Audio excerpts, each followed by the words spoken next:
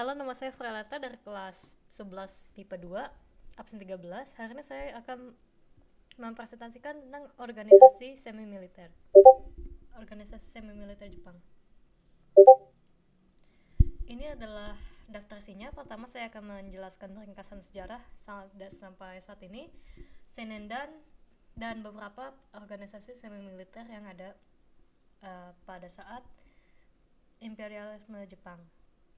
Pertama ada Senendan, Keibodan, Shuishintai, dan PETA, serta kesimpulannya. Pertama ada ringkasan sejarahnya. Pada tanggal 8 Maret 1942, Jepang dan Belanda menandatangani Perjanjian Kalijati yang berisi penyerahan kekuasaan atas Indonesia dari Belanda ke Jepang. Pada saat itu, Jepang disambut dengan gembira dan menarik simpati rakyat Indonesia melalui penggunaan propaganda yang cerdik. Melalui ramalan Jayabaya, panggilan Jepang sebagai seorang saudara tua bagi Indonesia, gerakan 3A yaitu Jepang Cahaya Asia, Pelindung Asia, dan Pemimpin Asia, serta pernyataan-pernyataan yang diberi Jepang kepada Indonesia yang menyatakan bahwa Indonesia sederajat dengan Jepang. Di dalam 3 tahun masa penjajahannya, Jepang membangun beberapa organisasi semi-militer guna menghadapi Perang Asia Timur Raya yang terdiri oleh kaum pribumi untuk mendukung Jepang di medan pertempuran saat melawan sekutu. Pertama ada Senendan. Senendan merupakan salah satu organisasi semi-militer Jepang yang bertujuan untuk melatih tentara perang cadangan yang terdiri dari pemuda-pemuda berusia 15 sampai 25 tahun. Pada awal pembentukannya, terdapat sekitar 3.500 pemuda.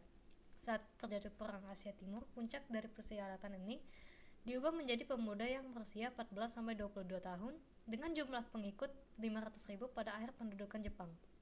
Senendan ini terbentuk pada tanggal 29 April 1943 dan memiliki pergerakan sendiri untuk putri yang dinamakan Joshi Senendan. Lalu ada Keibodan yang juga dipanggil Korps Kewaspadaan yang berupa organisasi semi-militer yang memiliki anggota pemuda-pemuda berusia 25 sampai 35 tahun dan berlangsung di bawah pengawasan kepolisian Jepang. Syarat utama memasuki Keibodan adalah memiliki kesehatan fisik serta kepribadian yang baik dengan masa pelatihan anggota Keibodan yang berlangsung selama 1 bulan di Kepolisian Sukabumi. Keibodan ini berlangsung bersama dengan Senendan pada tahun 1943. Lalu ada Shuishintai. Shuishintai merupakan organisasi semi-militer Jepang yang dibentuk pada tanggal 1 November 1944, juga disebut sebagai Barisan Pelopor sebagai hasil sidang ketiga Chosangiin atau Dewan Pertimbangan Pusat. Jepang nantinya menunjuk Soekarno sebagai pemimpin dari Barisan Pelopor ini dengan wakil-wakilnya yaitu R.P. Suroso, Oto Iskandar-Dinata, dan Dr. Buntaran Martwatmojo. Shuishintai merupakan bagian dari Jauhokokai yang anggotanya mencakup seluruh pemuda yang terpelajar maupun tidak dan seluruh jenis kelamin. Para pemuda Shuishintai dilatih dengan pelatihan militer dengan hanya menggunakan senjata yang sederhana seperti bambu runcing dan senapan kayu.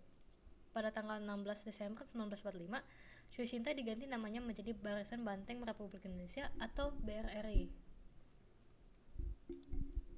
Lalu ada PETA atau Pembela Tanah Air yang berawal dari pertemuan ke-10 ulama pada 13 September 1943 dengan nama Laskar Hizbullah dan diresmikan pada tanggal 8 Desember 1944 oleh Jepang sebagai pasukan PETA. Organisasi semi-militer ini dipimpin oleh KH Zainul Arifin dan memiliki Muhammad Tolem sebagai wakil, KH Mas Mansur sebagai komandan pelatihan, dan Prawoto Mangkusasmito sebagai wakil komandan pelatihan. Dan ini kesimpulannya. Pada umumnya, sebuah organisasi semi-militer merupakan organisasi yang dibentuk untuk melatih pasukan-pasukan perang dan biasanya merekrut pemuda-pemuda dan orang dewasa, serta pada umumnya diberi propaganda Jepang.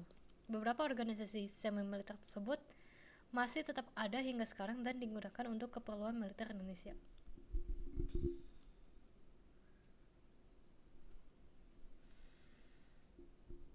Sekian dari presentasi saya. Terima kasih.